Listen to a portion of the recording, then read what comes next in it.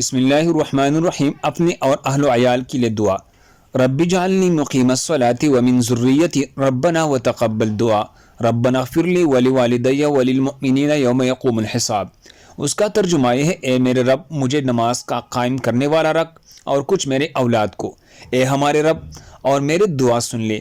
اے ہمارے رب مجھے بخش دے اور میرے ماں باپ کو اور سب مسلمانوں کو جس دن حساب قائم ہوگا۔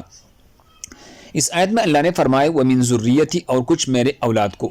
حضرت ابراہیم علیہ السلام کو چونکہ بعض افراد کے بارے میں اللہ تعالیٰ کے بتانے سے معلوم ہو چکا تھا کہ وہ کافر ہوگی، اس لیے آپ علیہ السلام اپنے بعض اولاد کے لیے نمازوں کی پابندی اور محافظت کی دعا کی۔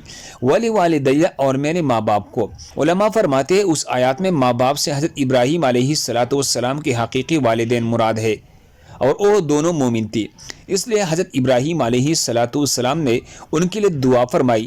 جبکہ سورہ توبہ کی اس آیات ما کان استغفار ابراہیم لابیہ الا عن موعدۃ، اس کا ترجمہ یہ ہے ابراہیم کا اپنے والد کی مغفرت کی دعا کرنا صرف ایک وعدے کی وجہ سے تھا۔ اس آیات میں باپ سے حضرت ابراہیم علیہ السلام کا چچا ازر مراد ہے، سگے والد مراد نہیں۔ دعا کے چند آداب ہے۔ اس آیات سے دعا کے چند آداب معلوم ہوئی۔ نمبر 1، دعا اپنے ذات سے شروع کرے۔ نمبر 2، ماں باپ کو دعا میں شامل رکھا کرے۔ نمبر 3، ہر مسلمان کے حق میں دعائے خیر کرے۔ نمبر 4، آخرت کی دعا ضرور مانگے، صرف دنیا کے حاجات پر قناعت نہ کرے۔ نیکی کی بات کو پھیلانا بھی صدقہ جاریہ ہے۔ اللہ پاک ہم سب کا حامی و ناصر ہو، آمین۔ دوسرے مسلمانوں کے فائدے کے لیے آگے ضرور شیئر کرے۔